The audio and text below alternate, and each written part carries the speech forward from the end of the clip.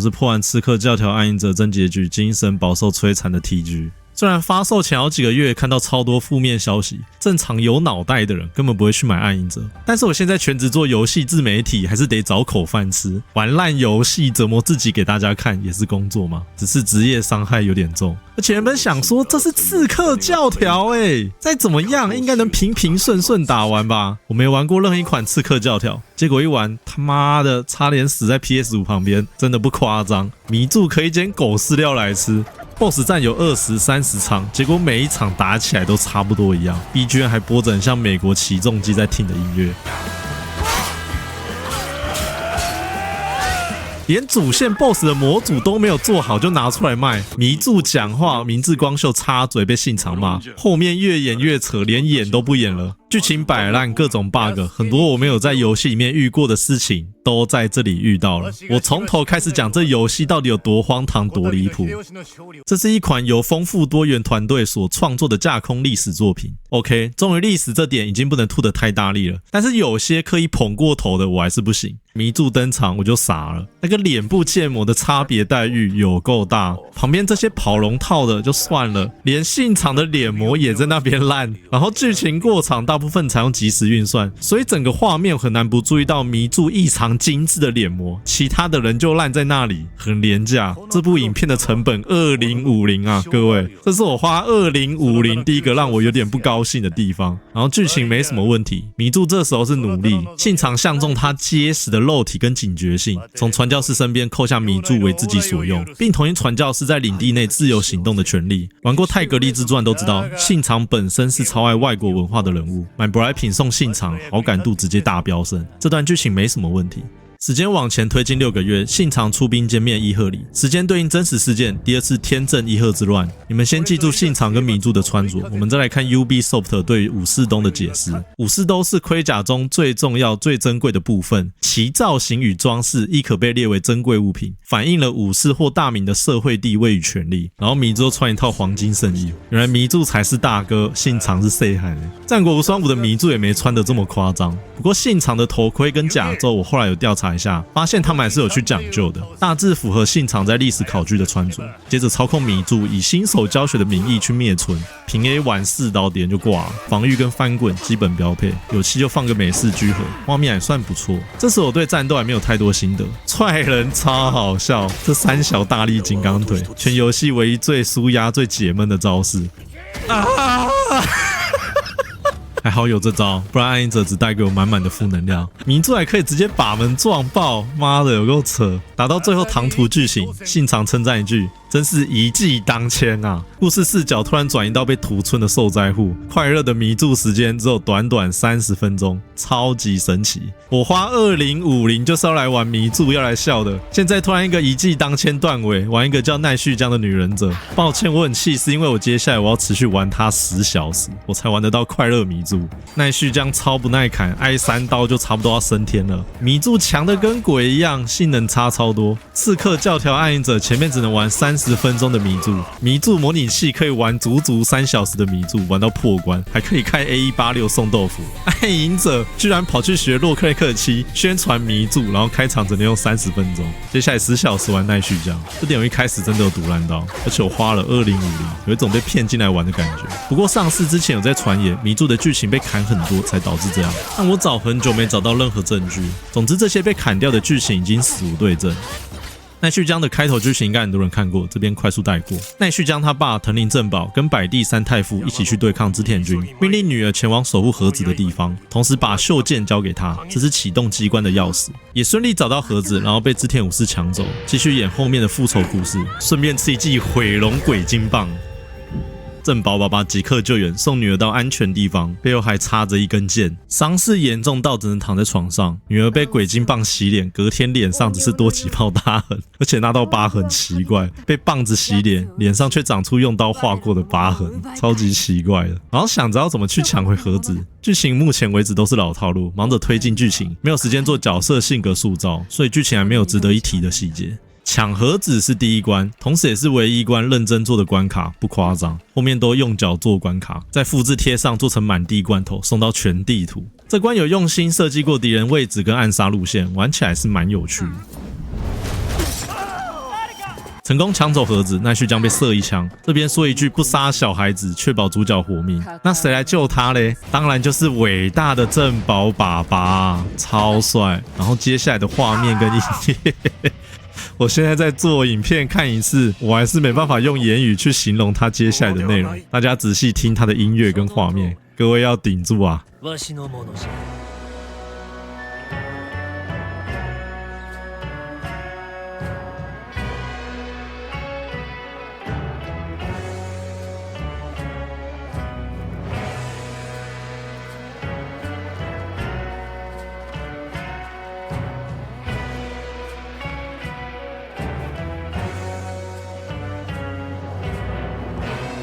女主角表情超好笑，一脸就是干，现在是三小，我以为在看现在不准笑，突然出现闪电11人，正宝爸爸只能送头，然后音乐又开始发神经。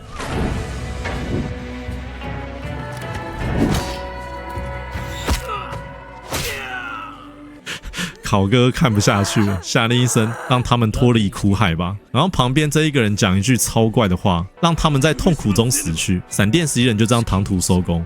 不是啊，你们有没有看到那个比较远的小妹妹没有很痛苦吗？她有可能爬起来找你们报仇啊，就这样放她走了。接着开始各种拖她演出跟狰狞的表情特写，给我一种制作团队想要努力制造出藤林正宝他是一个很伟大的人，死得很悲壮，但是前面完全没有剧情去塑造藤林正宝这个角色啊，我们玩家根本不认识他。完全没有办法产生重要角色死亡的情感，虽然后面会帮他补故事，但是，那又是另外一件事，他放在最后面才补。总之，这是一个很失败的剧情重点跟复仇开端。但是接下来更可怕的是，刺客教条暗影者再也没有正常的剧情了。奈绪江被郝邵文捡回家，然后两个人什么都还没说，奈绪江一倒，突然周遭景物渐变为一幅画。2年前，标准的人已经死了，我要来告诉你这对父女以前感情有多好的老故事。然后也没什么重点，爸爸教女儿基本战斗，顺便纳入新手教学。只要记得藤林正宝有个吹笛子的习惯，重要程度跟人龙六忘记带套一样。这个小动作在最后会贯穿整篇主线。织田信雄引军侵犯伊贺里，藤林正宝去正面迎敌，女儿帮不上忙，只能在家里蹲，怪自己很没用。然后时间又突然拉回到现在，刚刚的信雄事件下回待续。这个剧情编排做得真好，下次别做了。这位在日本战国时代吃的超营养小朋友名叫顺次郎，叫他郝邵文是因为想到狗蛋大兵，在中期担任关键的剧情小螺丝。他教会奈绪江如何画画，这个动作在中期会与另一件事情产生连结，先记得就好。奈绪江长时间受到顺次郎跟僧侣的照顾，生活渐渐恢复自理。BGM 依然是最有存在感的。不过这首音乐在我后面听过一堆牛鬼蛇神之后，这边已经算是正常范畴的剧情过场。这段奈绪江的表情很有戏，完美展现什么叫破涕为笑。接下来终于开始可以自由行动，首要目标是暗杀百鬼众之前出现的闪电11人，还有其他暗杀目标的支线，但大多剧情不怎么样，为杀而杀而已。有趣的支线我再挑出来讲。首先继续刚刚的2年前 ，Ubisoft 很厉害，把他们拆成4集来演，每次回忆还要玩打坐音乐小游戏，对应节奏按按钮，完成9字真言，然后要按1分钟，这么久到靠背。我突然觉得黑神话悟空打坐没什么，摆第三太夫要他帮忙为伊贺出一份力，然后又是一个令人印象深刻的过场。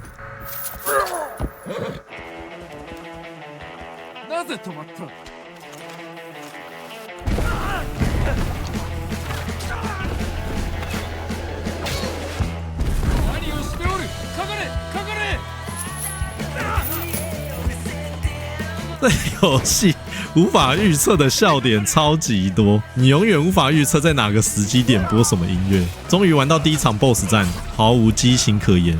平 A 4刀防御挡霸体再砍回去，假动作真回合制，真好玩。音乐继续搞笑，观众可以先记住他的挥刀套路，因为接下来好几场 BOSS 战，你会发现，怎么每个人的挥刀流派都长一样，一点都没唬烂，可以仔细看。剩下3节没什么重点，就是一些无聊的跑腿任务去提升奈绪江的忍者技巧，例如跟阿嬷借忍者秘籍来看，结果阿嬷把祖传秘籍随便交给神社的公司保管，然后跑300公尺远，还有一群流氓挡在你拿秘籍的路上，所以秘籍被放在没人保管的桌上，阿嬷的祖传秘籍被放在一个会随时被流氓干走的地方，然后再跑300公尺回去跟阿嬷说谢谢，就是这样的无聊过程非常多。虽然总共4集的2年前是有交代一点剧情，还有继续描述奈绪江的心路历程，有出色的观察力，但以我看完结局的感想，真的不要浪费时间去理解这段剧情，它只会制造出更多的疑惑。接下来就是百鬼众主线，我不知道是哪位制作团队成员出的馊主意，他们刻意把日本文化教学融入在暗杀主线里，让剧情营造的情绪变得很割裂，导致反派也没办法铺陈，毫无作为可言。比如说第一个暗杀目标是拿铁炮的女性，从路人得到线索，最后跟金井家和千利休攀到关系，决定在借港口举办茶会，聚集对铁炮有兴趣、有权势的女性，顺便教学茶道文化的细节。老实讲，从游戏接触到文化是一件很棒的事情。聊天室有懂茶道的观众一起看，他们看完大多觉得正确，大家看得蛮尽兴的。但是茶会结束，完全没有在证据确凿的状况下，就要猜哪一位是百鬼众的其中一位，而且只有一次向其他女性搭话的机会，然后给你选项，猜谁是凶手。你们来看游戏是怎么处理这段。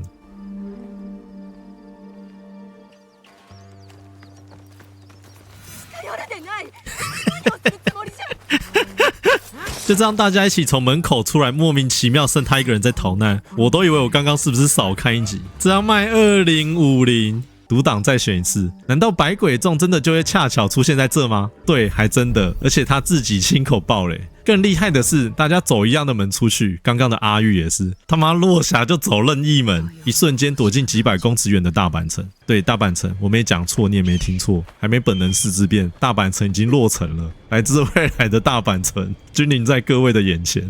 落霞身边一定有一只蓝色机器猫，能感受到暗影者的随便了吗？然后一直站在那边，也不知道在冲三小，可能还在回甘刚刚的茶会，等奈绪江来杀他。第二场主线 BOSS 依然毫无激情，平 A 4刀防御挡霸体再砍回去，假动作真回合制，真好玩。第3位百鬼众和田为武，也是剧情一大烂点。人物原型参考和田为正，历史上是1571年战死的武将，暗影者强制帮他续命10年，为了延续13合战的导火线，让本院士教鲁与织田家持续抗战10年。不过故事却加了一位叫庆天理的原创人物，知道教鲁这边死了一堆人，还是劝他原谅织田家。团体中唯一一位主张不杀与原谅主义，因此他有个绰号叫原谅你。说实话，活在这种明天在哪里都不知道的时代，游戏又充斥大量暗杀与复仇为主线的剧情，讲求原谅，只会感受到矛盾与刻意，也没有说服力。BOSS 战一样毫无激情，平 A 4刀防御挡霸体再砍回去，假动作真回合制，真好玩。和田为武死了，然后发生一段很好笑的对话，很像他们人物思想突然产生正常意识，针对充满矛盾的行为与理念开始自我吐槽。それでは信長のやることと同じではないか。お主らが刀を与え、命がけで寺を守れと。なれど敵と早々に和睦を結び、我らを見殺しにしたのは誰じゃ。そして義を求めるわしに、お主は忍びを送ってよこしたのだ。最后还要抓一个族亲逼你选项，选杀了他们伸张不了正义，庆天理还称赞你一下，但族亲还是死了。选伸张正义，庆天理苛责你，族亲还是被剁死。我没有很爱这种选错一方被人物靠背的感觉。然后主角才杀第2个人，嘴巴开始在碎念复仇满足不了空虚感这种鬼话，因为被庆天理影响，主线开始多了一个探讨原谅不要复仇的主题。我严重怀疑它是受到 DEI 干扰所产生的异产物，为了提倡多元、平等、包容。这是我第3个很不喜欢暗影者的地方。我没想过会有一款暗杀游戏会扯到原谅，杀人早就要做好被杀的觉悟，扯原谅真的太硬要了。《枪与剑》这部动画应该很多人看过，主角老婆被杀，正常人怎么想？就是对方赔一条命回来，没再跟你扯空虚跟原谅，这才是大多人的心态。然后这条主线还给庆天理一点后续，抓到小偷选择要原谅还是惩罚。我还想说他们该不会记得大前辈被延上，知道要做选项从良，结果选惩罚还是一样原谅啊，靠背。原来他们意思是来看好了，看看我们这些做晚辈的怎么示范啊。来做2个选项给你选，怎么选一样都原谅，厉害吧？最后生还者2才是我们原谅界的大哥大，他不给选项才是对的。你们这些玩家懂个屁！最后生还者2，我头一次看到有晚辈这样帮前辈谈的。现在这个世界很疯狂啊！然后明智光秀主动找上门，发出本能寺之变的联动邀请，顺便一直讲信长坏话，说他是多残忍的烂人，最后丢一个百鬼众面具在桌上，说信长就是百鬼众的首领。奈绪江毫不犹豫地相信明智叔叔所说的一切，连怀疑一下面具的来历都没有。这边又懂他们编剧又想表达什么了，愤怒会降低你的智慧。江姐就这样爽快答应。快转到本能寺之变，这边也是烂到经典，表情诡异这个老问题从头到尾一直都有。蓝丸不想离开，信长叫他走，蓝丸跟信长行礼，他们表情没有一刻是正常的。后面潜入吹笛子这段也是，信长的动作跟表情很像重听失智老人，听老半天才转头过去看，而且他是完全不认得这首曲子的。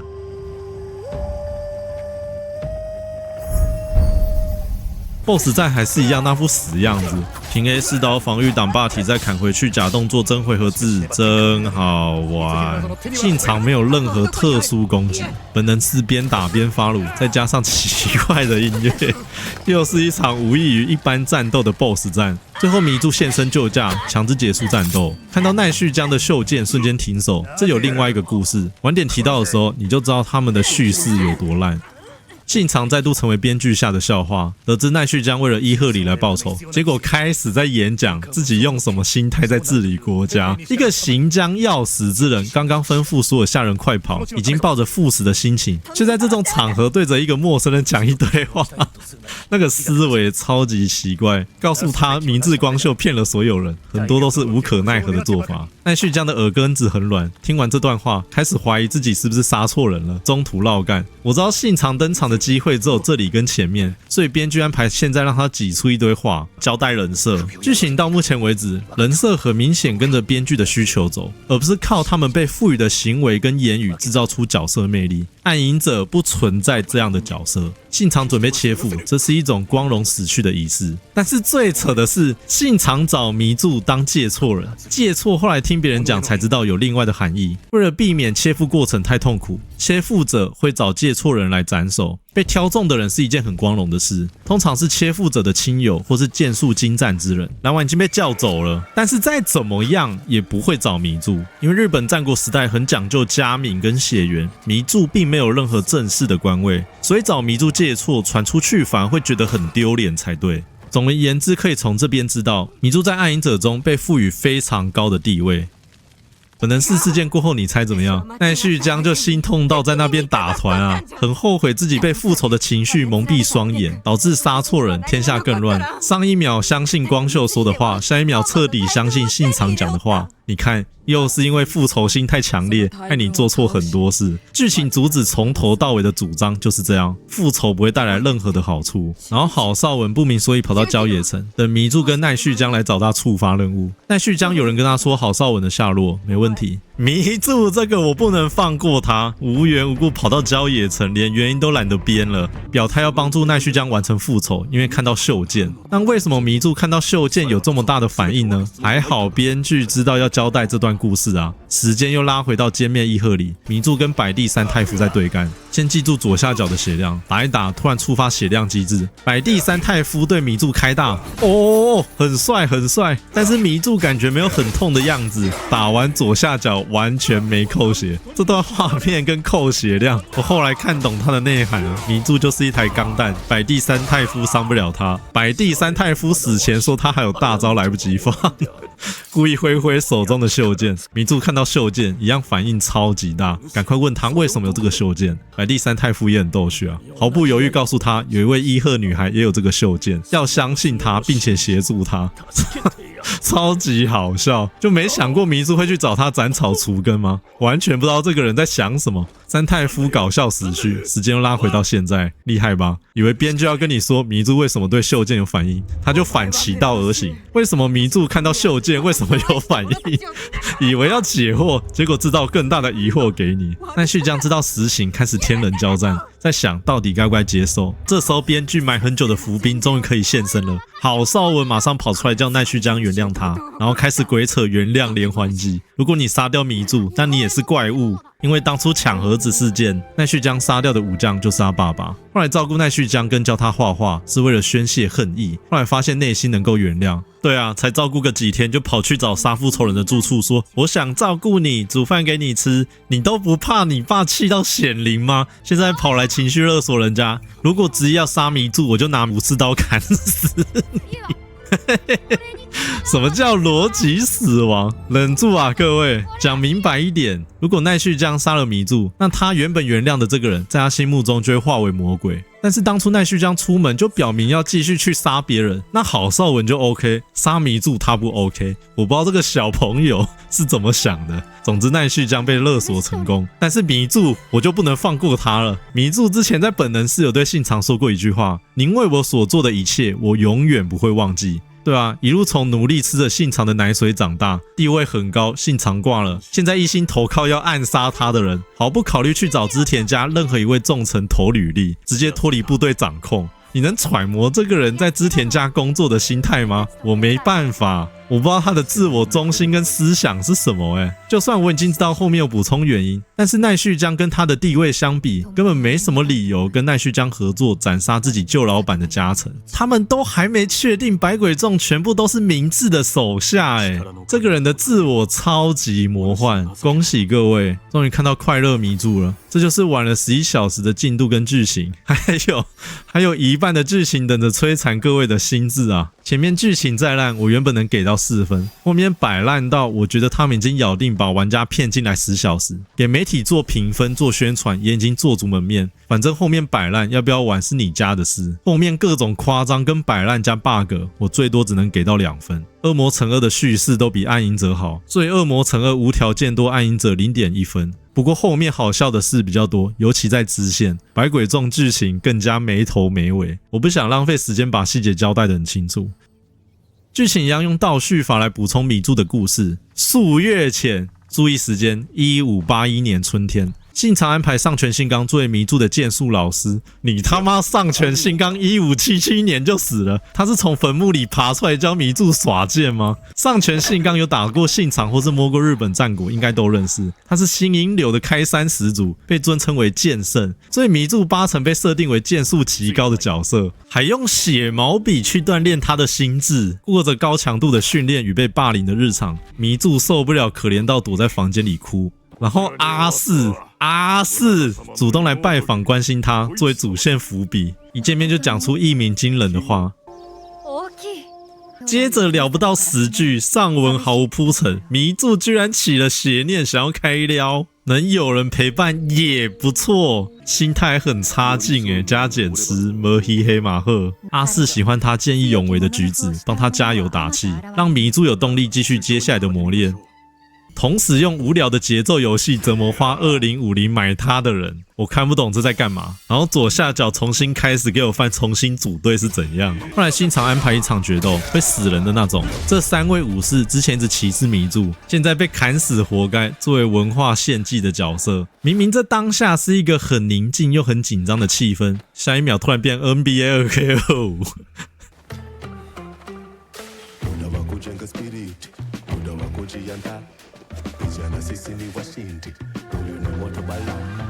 迷柱展现忠诚与勇气，被任命为信长的贴身武士，不是官位制度承认的武士。迪奥哥这时改名为迷柱。接着下一段改编超级经典，这段剧情主要叙述信长对迷柱有多糟，明智光秀有多衰，秀吉靠策略拿下波摩国，信长称赞他干得很好，然后却瞬间转头靠腰明智光秀，叫人家多学学秀吉的头脑，还要多学学迷柱的谦逊，那眼神超好笑，你他妈明智光秀不叛变才怪嘞。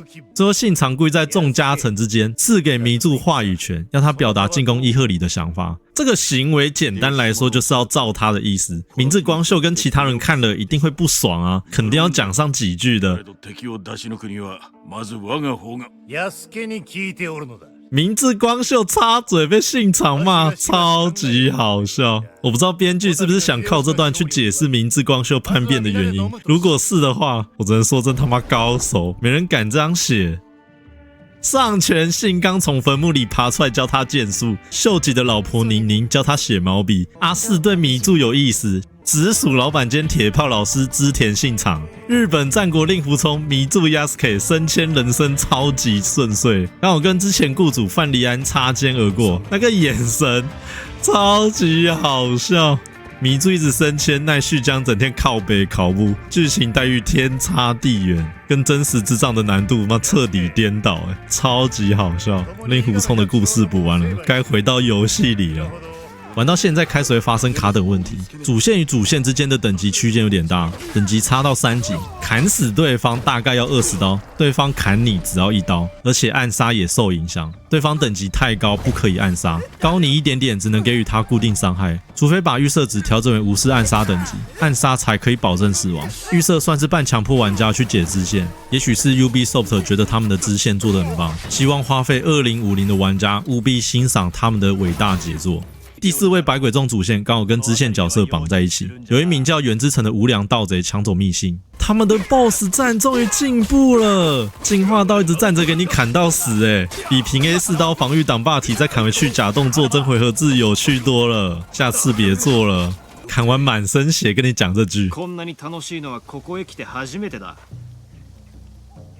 最后选择这条线联手斩杀伊势真心，这位没什么好讲的，为了得到更大的权力毒害哥哥，维基查得到这个人，但记载很少。倒是这次的合作，唐突帮奈绪江开启人生第一春，你可能是对的，称赞人家很聪明而已，还没有玩出火来。下一次2个人却突然开始愛情得来速，我把过场快转给你们看，你们看前文再看选项怎么接的。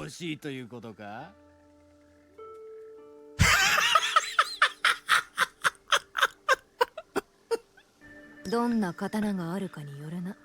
そいつはもうとことん極上の刀。快乐与混乱的火焰中锻造而成，谁能告诉我这2个人到底是怎么爱上的？然后上一秒爱完，下一秒开始怪对方有陋习，喝酒偷窃喧哗，对武士尿尿玩人家老婆，然后这个上句跟下句，我现在剪影片再看一次。我真的快不行了，快来救我！这到底要吸多少才写得出这种鬼东西？然后偷卷轴证明实力给他看，才可以跟他当鸳鸯大盗去京都偷米。卷轴偷回来了，结果2个人开始在开黄腔。哦，原来以前玩这么大哦，我快笑死！所以前面的剑真的是开黄腔，这一对玩的比游戏还刺激耶。结果下一段剧情，怎么找不到人？问路人怎么回事，才知道刚刚有个男的对2名武士吐口水，被人家殴打加外带。总之还是找得到他。结果开始自暴自弃，我剧情没有跳哦，上次是吐口水被打，上次是偷卷轴给他，然后奈绪江爱对方爱到中邪，说人家不好，又喜欢对方有坏习惯，到底在攻三小？就这样共度一晚。隔天起床，奈绪江问他是不是都用这招拐女孩子，源之城坦白说对，然后被奈绪江笑说他做贼的技巧很差，源之城就开始鬼转话题，讲他过去有多惨，开启卖惨公司。奈绪江觉得他太惨了，人生苦短，不如及时行乐，又想来一发。我们江姐有如一头猛兽，但是那个嘴巴能不能互相碰一下啊？又过了1天，外面在下大雨，2人在屋顶上谈情说爱。我第一次觉得影片很难做，如果没有给你们画面，大家可能还以为我在乱讲话抹黑游戏。这个游戏也很奇怪，很常发生明明是潜行进来的地方，过场就是给你大摇大摆的四处逛街。偷米这段我也不知道我看了3小，源之城突然拿起一颗点火的拔蜡，打算把米仓炸掉，说没人爱他，也不会有人感谢他证明。靠腰啊，你们刚刚来一发来假的哦。他承认之前都在说谎，只是想报复社会。这个人可以去死一死了吗？然后继续讲一堆废话。那颗拔蜡就是含在手上不会爆炸，也没有人要关心他手上那颗炸弹，还选安慰他。2个人就继续聊天。奈绪江开始用自己也过得很惨来说服他，讲着讲着，就是没有人要管那颗炸弹，连编剧也懒得管了。讲着讲着，那颗拔蜡莫名其妙不见，超好笑，竹子也很瞎啊。用苦色调把蜡赏他一巴掌，画面一黑，什么事也没发生，不欢而散。如果原之城拿着把蜡讲一句“那每颗星还有5分钟就要爆炸了”，我直接给他神作啊！反正剧情已经够烂了，讲几句干话也不错啊。继续第5位百鬼众，明之景光约六角成真在桥上决斗，奈绪江在桥下等他们出现，迷柱完全不知道跑去哪里。明明说好江湖规矩1挑1，明之景光就带2位小弟过来3打1，怎么看都是明之景光才是坏人。奈绪江现身帮六角助阵，然后这边开始整段迷之演出，突然有人冲出来要砍六角，又突然被biang死。4个人的那方吓到落跑，超好笑！4打2，4个人落跑是怎样？巫女小葵是奈绪江安排的眼线，他过来说，竟然搞偷袭，真是太荒谬了！我当时看到这句，我才意识回来，啊，原来刚刚那个砍六角一刀的是偷袭哦，他只准备1个人来偷袭，我完全不知道这个人在想什么。然后开枪射死他的人也不知道是谁，他们连谁开枪的镜头都懒得做，只能瞎猜是迷柱开的。六角有个宝贝女儿圣姬与江姐一起携手消灭明之景光，正在检查自己的铁炮有无异常。我们江姐就很懂得江湖少的生存之道啊，一举从铁炮深入女人的内心，开始跟女生聊起铁炮，顺势带入喜欢对方，这糟糕啊！然后合手进攻明之景光的居城，最好笑的来了，迷柱吃狗饲料就是在这边发生的，全游戏只有这间才有，其他没遇过。我猜是有一名做到赌烂的离职员工心里想说，妈的，原本以为这家公司可以待很久，结果被文化激进分子搞到整艘船要沉了。我放一条狗跟狗饲料，反正也不会有人去查。他们制作团队把迷柱拱上天，又放一条狗跟狗饲料，然后迷柱可以捡狗饲料来吃。现在这个世界很疯狂啊！打明之景光跟打小兵一样，平 A 4刀防御挡霸体再砍回去假动作真回合制，真好玩。除了血多，没什么特别的。明之景光加入百鬼众，只是光秀会给他钱，六角成真大致没什么问题。我们把事件的焦点回到奈绪江的第2村。从文本去推测，大概是设定双方过了一段时间没见，我们江姐直接对着人家炮火全开，起码上下文的情绪连贯比原之城自然多了。原之城那段我看到快暴毙，帮他夺回铁炮就剩最后一次见面，结果圣姬玩起宫廷计那套，哎呦，你喜欢我吗？来呀，来追我呀！江姐人也很好，陪他玩到底。2人在海边展开忘我的激情深吻，结束女女恋爱线。2个人一直亲，没什么精彩的。我们还是来看迷柱怎么表演小虾米吃大金鱼。迷柱一路被阿四射中3分线，话题怎么样都绕不开信长之死，情绪很闷啊，还被抓来白须神社缅怀信长。Ubisoft 顺便教玩家如何正确参拜神社，是说你们这个游戏卖2050，能不能把模组做好一点？那个水一直在穿墙，你们有看到吗？之前是在谈笑间展开完美的攻防，迷柱怎么样都没办法过身灌篮，结果最后找到过身灌篮的机会，居然发生在小古城被攻陷的前晚家破人亡的时候。他请问迷柱那晚应该要怎么度过？在下会和您一起度过最后一夜，爱心。这算不算打手犯规？学人家射3分球，结果被织田氏盖火锅，迷柱哭哭哦。最后发现织田氏是百鬼众的一员作为爆点，但加入理由极其可笑，因为官员腐败，百官跟百姓行收贿赂又受到保护，导致百姓生活困苦。他负责跟官员借钱，然后再自掏腰包撒钱给百姓吃饱。最后被官员骗去加入百鬼众，说可以帮助整个国家。阿四才发现越做越错，已经抽不了身了，很无奈。这剧情他妈是在拍 A 片吗？只差补一句被官员控制啊。然后江姐想杀，迷柱想沟通，以迷柱予以饶恕，迷柱决定原谅他，江姐只能丢飞镖泄恨，没得杀。织田氏获得原谅。选以奈绪江进行攻击。你看你又选择复仇了吧？你看无辜的阿雄被你害死了，阿四一样获得原谅。这种带有说教感的选项跟编排我不予置评。不过阿四打了一个助攻，把光秀拱出来，但游戏强迫光秀放在最后打。那么江姐已经原谅阿四，做剧情的当然是给迷柱继续对着阿四进攻咯。两人面对面坐下促膝长谈，前面一堆瞎扯淡的剧情，现在又扯回历史正轨，提到他跟盛家结婚有助于巩固势力。不过我们超级迷住的撩妹技能天生点满，懂得称赞盛家是很适合她的丈夫，又对阿四说你好到没人配得上你。阿四也不简单，故意甩干一句其实有一个人，看迷住上不上钩，然后发生最好笑的对话。それがしはずっと今はならぬされどはい遠からず。一般告白我只听过3种结果，好跟不好，再考虑快了到底是什么意思？他们翻译怎么可以把中文字用得如此博大精深？你可以跟我在一起吗？快了。阿四的原文是现在还不是时候，但是迷住是好，我会等待。这个翻译问题从头到尾一直都有，但每次讲会很像抱怨。这边提个给大家知道有这个问题就好。最后知道彼此地位悬殊，好好享受这一刻。阿四牵起迷住的手，难道迷住真的要出逃题了吗？最后画面一转黑，人去楼空。不是啊，那个嘞，你们都敢做这条线了啊，画面嘞，没有啦，开玩笑的。迷住没攀附到上流社会，不过没关系，上天帮他安排更精彩的爱情第二春。到底是谁呢？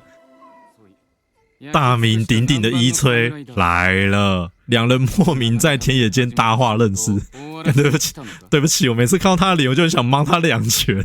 他们没有任何人觉得他的五官很奇怪吗？我不敢相信这是售价2050会出现的脸模。然后剧情老实说，我反复看了5遍还是看不太懂。大概是有个叫忠诚的大名常常找他麻烦，最后把他放逐处置。现在伊吹依然反抗忠诚，代表忠于自己的信念。迷住听到竟有如此忠贞之人，眼神马上发出恋爱讯号，帮他砍杀这些找麻烦的人，顺便扯到原不原谅的。这边 DEI 很重，受不了的观众请自行快转。下次看到伊吹蹲在路边，迷住基于对爱情的渴望来帮助他，最后2人合作杀掉忠诚，轻易获得更进一步的发展机会。从原谅、复仇扯到花道的跟插花，借此深入探讨彼此的灵魂。如果是那朵花，我听到2个人在如此谈论我，去比对他们的灵魂，我很想一头撞死在墙上。你的精神与思想运作得非常优美。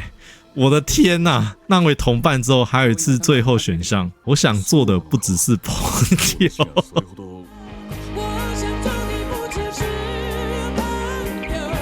恭喜各位，摧残心智的爱情喜剧到此全部结束。他妈的，做影片要想着怎么吐槽，还要逼自己反复观看刚刚那些片段，有够想死！不能只有我看到。这些剧情真实存在于电子游戏的历史上，能闪则闪，真的。又可以继续赶百鬼众了。明治光秀之前还剩下4位，都是暗影者很难得的正常人，比较难笑，大家撑着点。虽然想跳到后面讲最精彩、最好笑的结局。野所之阵是第7位百鬼众，秀吉占领波魔国，灭掉他们氏族，现在他们要抢回来，极少数具有合理行动的原创角色。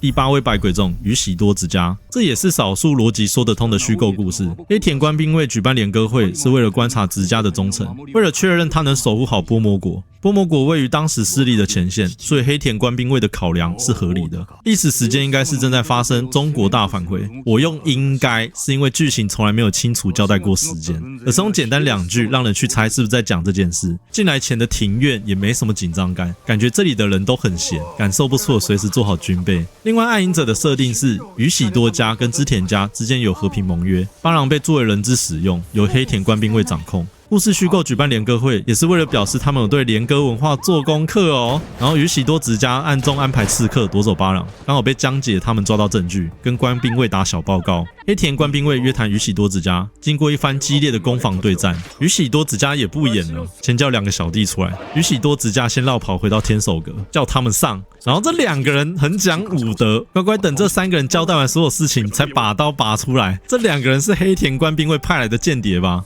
宇喜多直家毕竟是有权有势的人，活着就有威胁性，必须以死来换取儿子的安全。故事难得有头有尾的平顺讲完，还送一个搞笑过场解解闷。第9位素贤法桥，一位很无聊的原创人物。举办和谈会议是为了邀请筒井家与秋山家，然后从中作梗。整个事件最奇妙的就是有一位叫小次郎的人，从头到尾他都在提示谁是百鬼众的成员，连最后选项的时候都可以强行干涉。选对没什么好看的，来看选错的奇妙发展。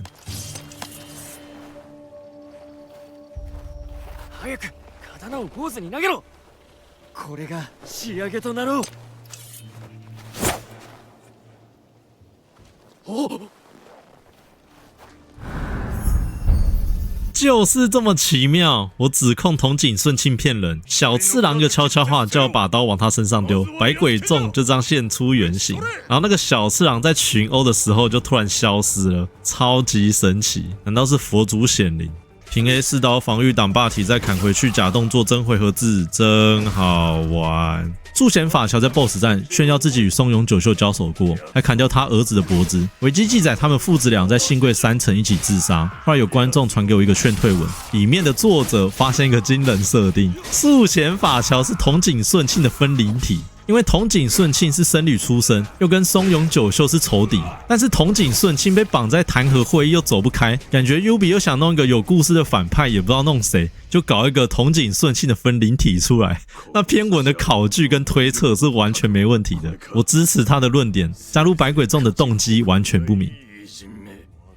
第10位武田元明，也是一般般的故事。原本是落霞国的守护大名，朝仓氏又败于织田家，赐封给丹羽长秀，因此谋划暗杀丹羽长秀，恢复政权。最好笑的是 Yubi 没搞清楚武田氏的族谱，在他家墙壁放风林火山，给人感觉有读书哦。他妈风林火山是甲斐武田氏在用的，跟落霞武田氏一点屁关系都没有，我快笑死。不过武田元明是少数有合理动机加入百鬼众的武将，事实上支持光秀，为了恢复旧有势力。终于来到第11位明智光秀，第12位会被他拱出来，先不剧透。故事从这边精彩到最后，游戏界史上前不见古人后不见来者的史诗巨作。秀吉直接把兵带到圣龙4城进行拢城，然后画面还可以弄到很像发生地方械斗的规模而已。之前中国大返回用简单2句带过，天王山连一个字都没有提，有没有打都不知道。光秀还在其他盟军类、人类，我真的很怀疑这条虚构历史线到底有没有天王山之战。龙城战也拢心酸的，迷柱直接把门撞爆就好了。光秀被编剧安排一句智障话，早知道在本能寺就砍了你们俩。抢盒子的时候不杀，3个成员被干掉了还是不杀，完全不知道这个人在想什么。转身上马逃跑，赶紧追他，追一追，江姐突然说一句：“我得把握住时机。”微微怎么一下要追到光秀了？结果靠腰嘞，他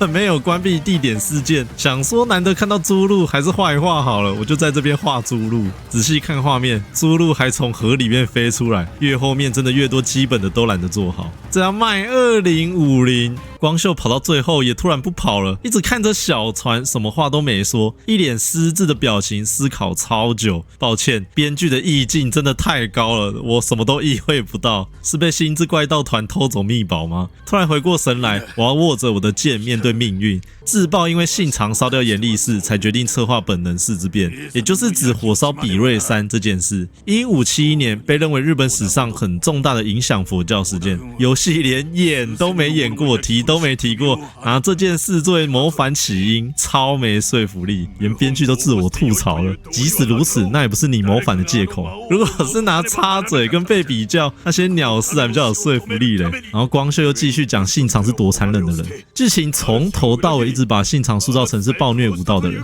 老实说，我超级不喜欢这种片面的解读方式。讲完剧情，我在总结跟抱怨我的看法跟不满。作为倒数几战的 BOSS 战也是一样很无聊，平 A 4刀防御挡霸体再砍回去，假动作真回合制，真好玩。硬生生的动作，你砍我的，我砍你的，各忙各的。多一个有点唐突的换手，有让我惊艳1秒，就只有1秒，因为下一秒又回到你我都熟悉的战斗。明智光秀的血还特别多，超折磨，连最后一刀砍死都做得很随便。光秀死前拱出那一位的身份，他本来可以再次成为将军的。很多人猜得到是谁吧？我有被吓到。没错，就是足利义昭。我当时哈得很大声死前仓守天正10年爱当白运，还行啦，起码跟明智光秀有关系。这幕也是本作经典搞笑过场之一。后面的乡民在看热闹，好像完全没有人认识他的样子，很凄凉啊。乡民过来认识的动作很像是，他谁啊？啊，我知道了，干，他是那个明智佐马介嘛，穿红色的，我知道。秀吉快马来到现场，画面一转，刚刚看戏的乡民又不见了。这游戏到底是想怎样？最后一位足利义昭直接举双手投降，乖乖把盒子归还给江姐，顺便再奉上兄弟会跟圣殿骑士的情报，换取他性命的安全。我以为是将军，原来是商人啊！而且江姐完全拿他没办法，如果他死了，线索就断了。交易之前还要听他抱怨整段来龙去脉，开始抱怨一堆像信长这样渴望权势的人破坏掉幕府的统治与和平，偷走这个盒子可以得到权势跟官职，里面是三神器之一八尺琼勾玉，据说他们蕴藏着神秘的力量，他们能成为恢复秩序、保卫我们国家未来的工具，还可以召唤 KF97 大蛇。没有啦，这就有自己家的。前面靠腰人家牺牲百姓，自己却拿这种东西卖给圣殿骑士换回官职，恢复应有秩序个屁！大脑很好用，尤其编故事的时候会用到。事实上是足利义昭自己辞去征夷大将军，暗影者改成疑似被信长拔掉。至于足利义昭在想什么，真的不要去思考。还好后来有观众跟我讲，圣殿骑士是兄弟会的死对头，一边讲求秩序，一边讲求自由，所以足利义昭被用来衔接圣殿骑士跟兄弟会的媒介。他出卖这两方的情报给名著跟江姐，以换取自己性命的安全。然后发生2个字。原谅。百鬼众的剧情就这样很瞎的开始，一路瞎到结束。什么组织共同目标跟宗旨，各成员加入动机，完全理不出头绪。头3位百鬼众，其中有2位是织田家的家臣。迷柱加入之后的讨伐对象，除了阿市、筒井顺庆、宇喜多之家，其余刚好都是明智的家臣。那为什么百鬼众有办法成立？我不知道，但我大胆预测，他们一定是百鬼铃木的忠实粉丝。听到百鬼亲手签名闪卡藏在盒子里，进攻伊贺里当天，刚好跟百鬼开直播撞日，然后12个人比猜拳，输的去抢盒子，剩下的人可以看直播。警护2口睡到腾扣篮，只好认命去抢盒子。之后百鬼都没开直播，只好到处作乱。你看足利义昭偷到手上之后也没有很想要的样子，一脸就是干拜托你快拿走的表情。偷到手之后也不知道该怎么办，中间还偷偷跑出来试探一下2位的杀气，干发现不行，现在跟他们讲这堆屁话肯定掉头，等成员死光光再投降，搞不好有机会活下来。之后给他蒙中了，我都可以当编剧啊。然后主线现在才要开始讲迷柱跟江姐的故事，先来讲江姐的。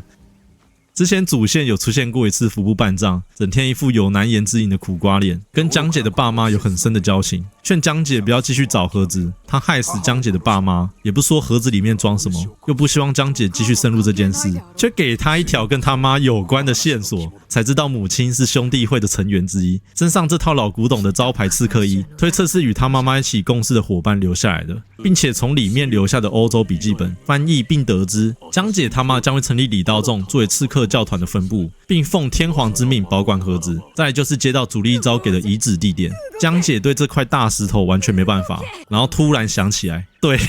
真的是突然想起来，之前被毁容鬼金棒洗脸之后，他爸快马送他去安全地方的路上，几乎把所有后事都交代的差不多了，结果女儿全部忘光光。这编剧是不是很屌？发生于第一次伊贺里之乱之前的事件，江姐的妈妈阿露来到伊贺求助，并且拜师，同时结识半藏跟正保。半藏跟正保奉行阿露的教条，要誓言守护盒子。之后阿露与正保结婚生子，他们在伊贺里渐渐茁壮，直到江姐大约目测5、6岁左右，有人领军来伊贺里抢盒子，但江姐完全不记得有这件事。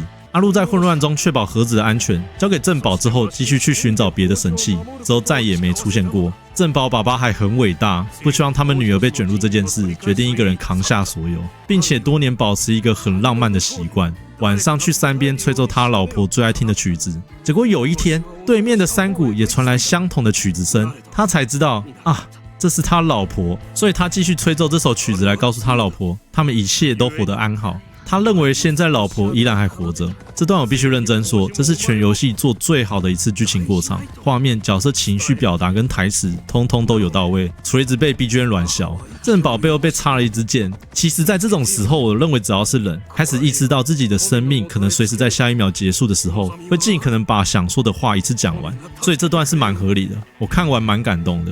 但是江姐曾经回想过很多事情，唯独这件事最后才想起来，这个编排真的会让人想揍编剧。江姐才想到那首曲子应该是关键，哇操，声控地教，超级黑科技。下楼的时候还做一个小心机，放一个老粉看到会高潮的标志，感觉剧情好像终于开始要屌起来了哦。盒子归位，发现母亲留下的讯息，对隐瞒盒子的事情感到抱歉，以及透露母亲对女儿的思念之情。最重要的藏在末段，阿路可能还活着。然后半藏下来的一句话，我直接笑死。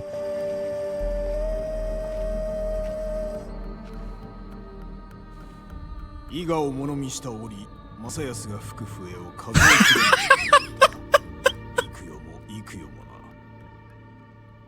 それが鍵だとは今日の今日まで幾とせも知らずにいたがな。では音の笛に応じていたの許せ、つゆ。拍谁啊？对平黑的洗话啦！我真的很佩服他们的编剧。刚刚听完他爸的故事，我还觉得很感动，下一秒就安排一个半藏来彻底摧毁情绪。他爸死前一直以为是他跟他老婆对吹，死后还被编剧鞭尸，正宝要从坟墓里爬出来掐死他都不奇怪。干，这到底是三小剧情？现在再看一次，我还是笑到停不下来。然后剧情开始回到我们熟悉的暗影者，半藏怕被骂，还帮江姐先打预防针。他跟正宝有如兄弟一样，但是他们爱着同一个女人，然后他做了很多事都是为了讨他妈开心。结果阿路妈妈选择地位比他低的正宝，让他觉得很难堪，于是把神器的消息透露给主力一招，只为了拆散他们两个几十岁的人干着超幼稚的事。然后就立刻后悔了，这句他亲口自己讲的哦，超级好笑，怎么有办法通过这种剧情，然后放在2050的游戏上给大家看，大家笑啊？所以之前一脸憋屈，就是因为很心虚，想代为他爸妈代替他们照顾好江姐，所以好意思叫江姐不要重蹈覆辙。不是整件事就是因为你才起头的，你还好意思叫人家不要重蹈覆辙？江姐完全论破半藏的脑残逻辑，半藏的跳针到我们还有机会重修旧好的话，我愿意承受他所有的憎恨。一个跳针鬼转到原谅不原谅的，原谅就是回到顺次郎的逻辑，原谅可以斩断复仇的循环，一起开心手牵手去找母亲的下落。半藏最后送他一句：家康大人说的对，你是国家的未来。这条逻辑死亡的原谅分歧到这边结束，不原谅就打一场不怎么样的 BOSS 战。平 A 4刀防御挡霸体再砍回去，假动作真回合制，真好玩。半藏满头血的还在听江姐鬼扯大道理，我完全看不懂这逻辑。江姐的故事到这边就彻底结束了。如果先完成迷住，再完成江姐的故事，这边跳出游戏 logo， 开始跑2小时的工作人员名单，各位你们还顶得住吗？还有迷住的故事还没讲完哦。迷住开始一路追杀为圣殿骑士效力的仇家，前面没出现过的人物接二连三登场，跑出一位很像施明德的角色。然后什么故事都不讲，也不知道他干了什么坏事，只知道迷住恨他恨到直接砍了他的头。然后继续下一位，这边的故事都这样发展。下一位木村延哉，从前面大概花20分钟一路砍到这边为止，整张图都有发不出音效的问题。然后再追到明智的女儿细川珠在汤里面下毒，以为圣殿骑士努诺卡罗要来收头，结果细川珠讲一句什么交给他来了结，这种说法糊弄过去，直到父亲被他杀掉，拿枪指人家头指老半天，死都不开枪，只因为刚刚泡茶的时候迷珠问他圣殿骑士的下落，另外发誓会帮他，就这样而已。细川珠就真的相信迷珠会去救他弟弟，让他们脱离圣殿骑士掌控，获得自由之身。迷珠的贵人运根本好到死不掉，后面连 BOSS 模组都没做好就卖2050。最后找到努诺卡罗住哪里，找到了也还没有要开打，现在才终于要说迷住到日本之前到底发生什么事。施明德跟努诺卡罗都在场，他们在做奴隶人口交易的大买卖，迷住他妈只是帮忙整理桌上，刚好有文件被风吹掉，他就捡起来拿在手上。施明德刚好开门，以为他要偷文件之类的，这剧情发展连他自己都笑出来，两个人就被拖出去，老妈被射杀。接着轮到迷住，突然不知道从哪飞过来的刺客，哦，很帅很帅！明明这条船漂在大海中，迷住的贵人运旺到就是有办法出现一个不认识的刺客上来救他，接二连三的砍杀，还以为他要一打全部，怎么突然就被捅死了？迷住看到他的袖剑，刺客叫他快跑，真是辛苦这位打工的临时演员，拯救一个不认识的人还献上性命。所以对袖剑有反应的原因摆到现在才讲，这个剧情编排我给满分。然后打努诺卡罗，你们仔细听超级经典的 BGM 轻枪曲。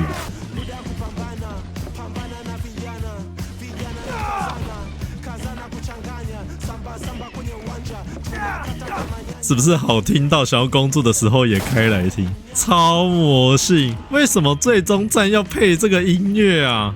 所以迷柱一路砍到这边就是为了报仇。讲解剧情动不动扯到原谅，迷柱连贯彻主题的原谅跟复仇都可以甩在一边不管。努诺卡罗被干死，游戏全剧中完全看不出刚刚是最终战。聊天室一直爆雷，我还不信这游戏真的让我摸不着头绪。最后还有真结局，在庭院跟大家聊着类似空谈未来的废话，任务名字取得超好，走出阴影。真结局也只是讲几句很标准的和谐废话。江姐继续找妈妈，米珠保护大家，顺次郎讲家务事，化解无话可说的尴尬感，然后大家一起看夕阳。读档名还让我一辈子记得我玩过这款游戏，遗留的伤口。我很怀疑这是一场人类的恶意。最后终于可以来说，他们把大地图以及所有系统面的东西做得有多无聊，支线有多恶意，还有对暗影者一些虚构故事很不爽的点。他们构思地图的思维超级简单，盖2-3条高速公路铺遍这一大片土地，然后沿路撒一些地里确实存在的寺院跟神社，主线必定经过的神社就做好一点，没经过的神社就复制贴上到处撒。除了神社文件叙述有差异，他们在游戏上的外观表现完全没有任何差别。唯一有认得出很用心还原的，只有春日大社神社，这是主线神社之一。右边在现实中有个参拜路线，左边是神木，这些都有做出来。这里是我唯一看得很开心的地方。清水寺我看不出哪边像清水寺，连个大斜坡我都找不到。这边是赶国神社，随便逛一下。这边还是赶国神社吗？不是，是落霞宴神社。我画面偷偷调包切一下，连我自己都看不出来哪边有差。鸟居也是一个天大的笑话。鸟居在日本备受尊重，任何破坏或不尊重鸟居的行为，例如爬到鸟居上，都是不可以接受的事。然后靠近鸟居就给你一个 L1 爬上去，这不叫挑战，什么才叫挑战？寺院跟神社撒了一堆，肯定没办法做到深入细节的差异性。那怎么办呢？就做来为了获得知识点数去开放更多技能。参拜里面1到4个不等的点，寺院就捡几张破纸，这样很好玩吗？这样到底有什么好玩的？哇，你好有文化哦，赏你1点知识点数。一开始苦中作乐还可以这样笑着跟他算了，玩了40小时还在做这种鸟事。哈，你好可怜哦！我们做的这么无聊，你居然肯为了技能屈服于我们无聊的设计，赏你1点知识点数，滚吧！技能我点到第4阶我就没动力捡了，很多都是数值强化的被动技能而已，新技能的新鲜感少到可怜。所以从头到尾一直靠要 BOSS 战平 A4 刀防御挡霸体砍回去，就是这样来的。战斗操控超级贫乏，包括名著也是一样。我超意外，我在2025年还能玩到不怎么样，还要打好几场的战斗。虽然本质上应该是潜行暗杀游戏，但可能考虑到主角攻击性能不能做太强。但我没想到我在2005年就已经玩到战斗系统差不多的暗杀游戏。我个人超级喜欢的冷道界，天诛红玩2-3关而已，不适合拿来比。所以在战斗系统差不多的状况下，我能说出冷道界远胜于暗影者有趣的地方。它可以借由每次完成任务得到的奖金去购买忍者道具，随你自由的在关卡中执行你的暗杀策略。像我现在看那个人不顺眼，我就埋一颗地雷等他过来，快踩到了，快踩到了，要踩到了没？嘿嘿嘿嘿，看到有人踩到地雷就是很爽。暗影者没有这种乐趣，反而很受限于地形跟敌人配置，更何况后面都是复制贴上，关卡没有细心雕琢。暗影者的战斗、暗杀跟关卡只有满满的作业感，所以寺院跟神社被这样设计用途，再加上他们的道路设计，就是预设玩家要去下一条主线之前，要沿路拜访经过的神社跟寺院，然后主线或是支线跟人对话完，要再骑上几百几千公尺路，大概500公尺1分钟，所以玩到后面我的视讯都长这样，我的表情诉说着一切，折磨。再来是等级制超级严重，前面讲过了。如果主线跟支线解完还是卡登怎么办？有2个救星，一个是隐秘屋任务，另一个是武士大将。我跟你讲，超多人选武士大将，因为 CP 值看起来最高，只要杀掉1到5个不等的大将，最终获得1件金装跟经验值，而且每只武将有1点精通点数，营养价值极高。暗杀正常只有5到10左右的经验，所以如果有观众跟我选择一样，恭喜你，我们同样掉入 Ubisoft 的陷阱里。武士大将在地图上完全没有任何提示，只能用鹰眼一个一个慢慢找，所有任务等级都是动态等级，奈绪江几乎没办法暗杀武士大将，所以暗杀等于强迫现形，真好玩。改用迷柱就只能屠城，它没有鹰眼，而且从门口到天守阁里面都可能有武士大将，这范围超级大。痛苦程度相当于恶魔乘2，每一格丢圣水，缘分到了就会找到了。真的，很多人跟武士大将斡旋很久，边骂脏话边找。这是我目前玩过最糟糕的开放世界，地图为大而大，不愿意去做好细节。我宁可他们用关卡制的设计去掌握好各方面的开发进度。暗影者的开放世界就是很标准的画大饼，除了造景很漂亮，其余没什么都顾好的经典例子。基本盘讲完了，剩下支线。大部分的暗杀目标只是为杀而杀，以代号命名，有名字跟故事的很少。弄了一堆强敌又预设等级差距不给暗杀，导致战斗只能回归很贫乏的系统。不过有一些支线很不可思议，发生在上泉信纲的地址里被人找到，刚好这一部分我有打完。长野左卫门攻速大师，难得他们在这边做了一个戏剧张力最好的过场。这场战斗很有意思，他明明是攻速大师，他妈他同时也是忍术大师啊 ！Ubisoft 到底是真的想认真做游戏，还是想做一个历史改编搞笑游戏？下一位潜力信种铁炮大师。对不起，这个我真的没办法不笑出来。事实上，他是武田赤备骑马队的武将，死于铁炮榴弹。现在帮他弄一个铁炮大师，感觉真的超好笑，根本地狱梗的等级。继上位攻速大师，又是一位假借大师之名，实则靠忍术取胜的畜生。他的忍术强到靠背，烟雾弹会制造出看不见的攻击判定，使得超莫名其妙。全游戏中最难打的一战。然后他们还没停止制造地狱梗，迷住常常发生很残忍的终结动作。这边有马赛克处理，实况可以看没有马赛克的版本。中后期有个女主角聊天的支線，江姐要迷住讲个冷笑话，结果迷住讲个死人笑话。どちらも首だけになっておる。うまくできたとは言うておらね。还有一个大名鼎鼎、恶意昭彰的寻找嘉文支线，其中有一个要去天守阁里面找。江姐本身动作性能远大于迷住，用它来找很正常。结果他们放个柜子挡在嘉文旁边，怎么办？你没办法利用快速移动出去重走一遍，而是要亲自跑出去，系统判断你是安全的，才可以切换迷住，再一路杀进来。你说这个智不智障？还有一个最恶心的36级支线，寻找李刀中的隐藏宝藏。这段跑酷长到我觉得超恶心，可以边看画面边听我说我对这款架空不满的想法。暗影者有一个很大的问题是，他们把历史考据跟游戏内容搞得要真不真，要假不假，很尴尬的地带。起初他们选米柱当主角，我是没什么感觉，毕竟战国无双5有出现过这位人物，他的历史记载很空，确实适合拿来下笔。但是发售前发生破坏神社的争议，又捍卫他们游戏是根据真实历史来做，再加上各种 DI 消息流出，米柱反而成为一个极度不适合的角色。尤其玩完暗影者之后，我真的觉得太多太刻意的地方。迷住在游戏中受到极好极夸张的待遇，再加上一些奇怪又很硬要的爱情喜剧，你要玩家在游戏中觉得没有受到外界干扰影响，真的不可能。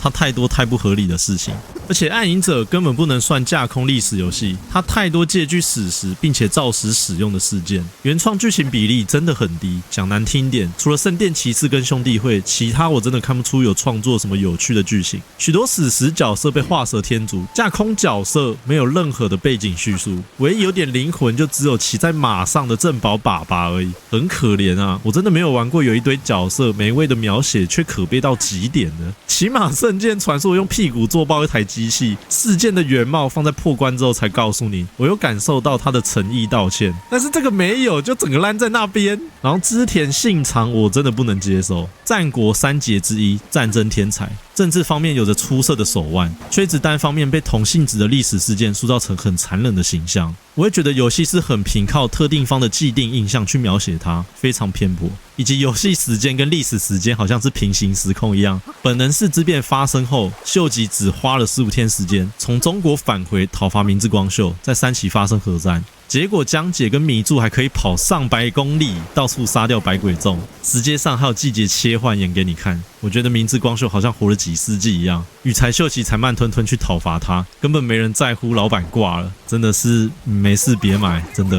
然后36级任务爬2分钟的跑酷，最后给你放个40级的王，我就问一句，他到底怎么上来的？没事别买，真的。圣剑传说我能给到4分，这游戏我最多给2分，可以正常启动跟关闭1分，景色漂亮1分，就这样2分。我是 TG 讲游戏，如果喜欢这部影片，可以分享给你的朋友一起笑掉大牙。感谢你们的观看，拜。拜拜。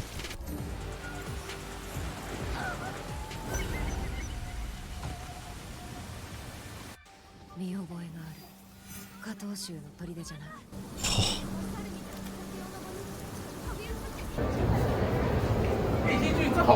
妈狗在玩的。